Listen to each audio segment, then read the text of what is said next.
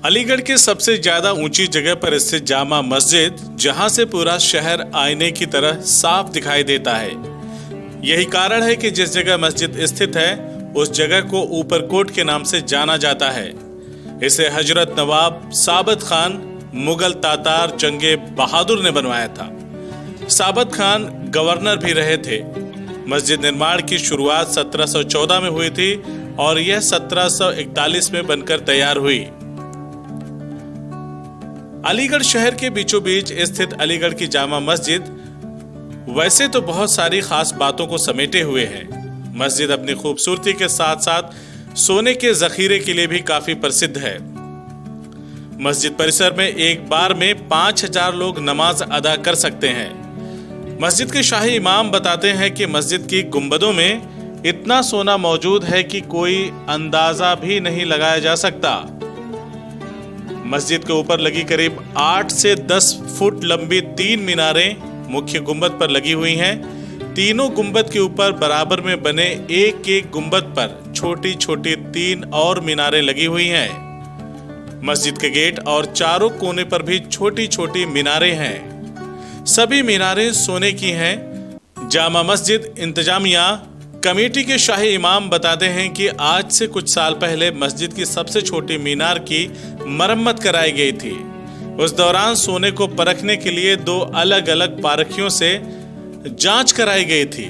उन्होंने सोना होने की बात पर मुहर लगाते हुए इसे आला किस्म का सोना बताया था। कौन बनेगा करोड़पति में भी मस्जिद से जुड़ा हुआ सवाल अमिताभ बच्चन के मशहूर शो कौन बनेगा करोड़पति में भी मस्जिद से जुड़ा हुआ सवाल पूछा गया था। साथ ही मस्जिद के गुंबद की बनावट इस तरह की है कि उस पर चढ़ना बिल्कुल भी मुश्किल है।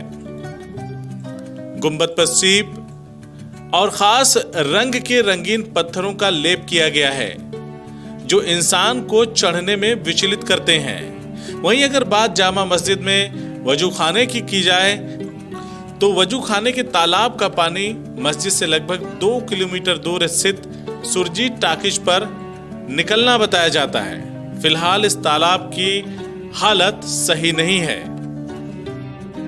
देखिए, ये अलीगढ़ की एक शाही जामा मस्जिद के नाम से अलीगढ़ में जानी जाती है और इसकी जो तारीख़ है वो बहुत पुरानी तारीख़ है। मुगलिया बादशाह जो सन 11 हिजरी में जब वो मौजूद थे तो इसका निर्माण उन्हीं के मुगलिया सल्तनत के एक गवर्नर यहाँ हुआ करते थे जिनको सादत के नाम से जाना जाता था। और सादत खान का एक तालाब भी है जो इस जामा मस्जिद से वाबस्ता गुड़िया बाग पर निकलता है कि इसके वजू का पानी वहाँ निकला करता था। नवाब सादत साहब जो जिस वक्त गवर्नर हुआ करते थे ये उन्हीं के दौर में निर्माण हुई और इसका निर्माण जो शुरू कराया गया वो 1417 की तारीख हुआ करती थी। 41 साल का पूरा निर्माण 1441 में इसका मुकम्मल हो गई थी और उसके बाद इसमें पहली नमाज अदा की गई। जहाँ तक इसकी तारीख से मुलविस बात है, ये मुगलिया सल्तनत से मुताल्लिक मस्जिद है और इसीलिए इसको शाही जामा मस्जिद का अलीगढ़ कहा जाता है।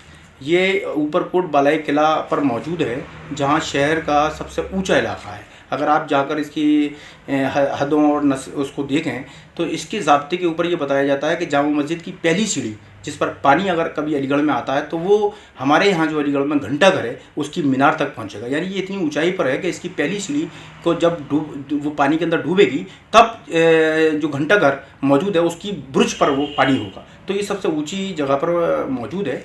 और शाही जामा मस्जिद में इसमें एक खासियत और भी है कि इसमें एक वक्त के अंदर गालिबन तकरीबन 5000 लोग एक साथ नमाज अदा कर सकते हैं।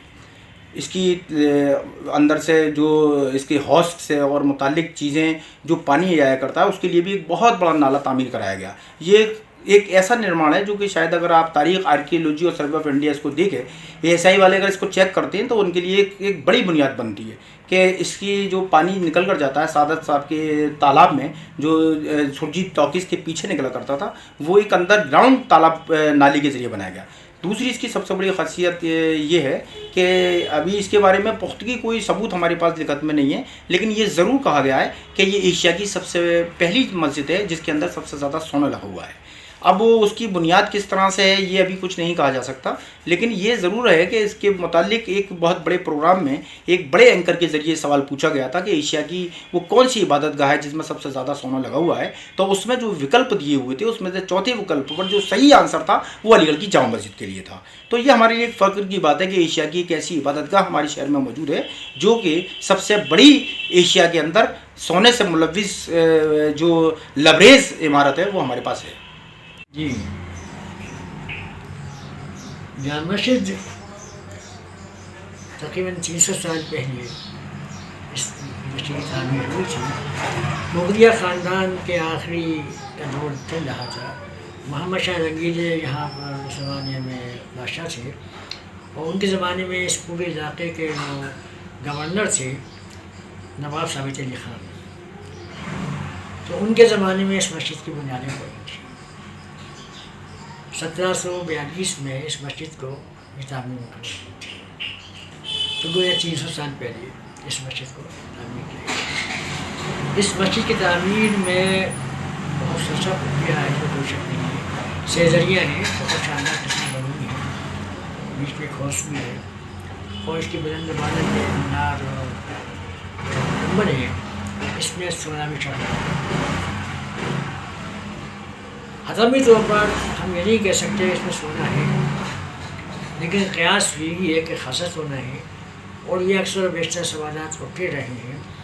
और आम तौर से यहाँ के मुआर्रिखीन जो गुजर चुके ये सब मौजूद हैं उन सब भी ये मतलब इत्तफ़ाक़ राय के साथ है कि इस मस्जिद में सबसे ज़्यादा सोना है। लेकिन कितना सोना है वो न मैं बता सकता और न ही सब तमाम मार्केट का उनसे किया। अलबत्ता ये सब जानते हैं बहुत सोना है, लेकिन कितना सोना इसके बारे में बता सकते हैं। इस मस्जिद को की तामीर जिस अंदाज से हुई है वो भी सब कुछ सामने आया है। बुलंदी पर है, ऊपरकोट के इलाके में है।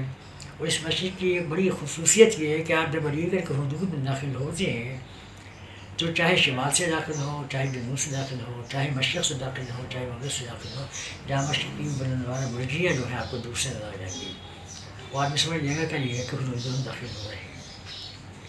इसके लिए एक और चीज़ रिवायत में ये बात आई है सामने, जो ग़ालिबन अब तक आपके सामने ना आई हो, लेकिन जो मैं अपने बुजुर्गों से सुनता चला रहा हूँ कि इसकी मस्जिद की जो बुलंदी और इसकी कुर्सी जितनी बुलंदी पर उठाई गई है, ऊपरकोट के इलाका खुद बुलंदी पर है, बाकी सब इलाके नशे में है।